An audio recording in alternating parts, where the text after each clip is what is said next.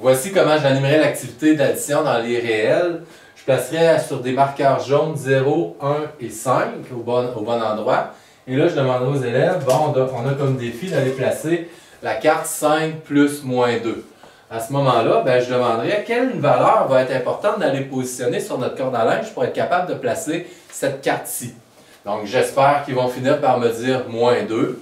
Je les questionnerai jusqu'à temps qu'on arrive à cette valeur-là. Et là, je leur dirai, bon, moins 2, ça va être difficile d'aller le placer. Est-ce qu'il n'y a pas une valeur qui pourrait nous aider? Par exemple, et là, ils vont me dire, peut-être 2. En tout cas, ça serait souhaitable. Et bon, donc on va aller placer notre 2. On va le placer en disant, ben, j'ai 0 à 1 ici. Je reporte une deuxième fois cette longueur-là. Je vais avoir la carte 2 qui va là.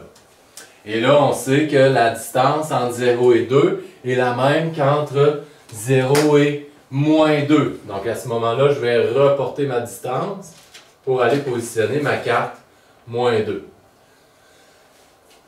Maintenant, je suis en mesure d'aller positionner 5 plus moins 2. Parce que ça veut dire quoi? 5 plus moins 2, ça veut dire qu'on part de 5 puis on rajoute la distance vers les négatifs de moins 2.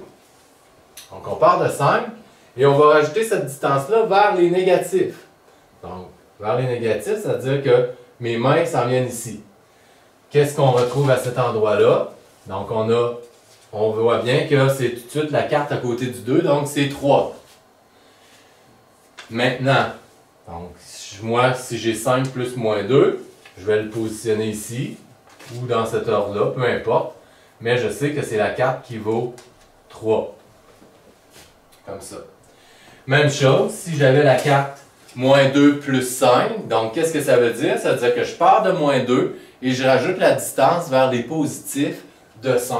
Donc je pars de moins 2 et je rajoute cette distance-là qui est 5, donc je me reporte et oups, j'arrive exactement à la même place que la carte de tout à l'heure, exactement à la même place que la carte numéro 3.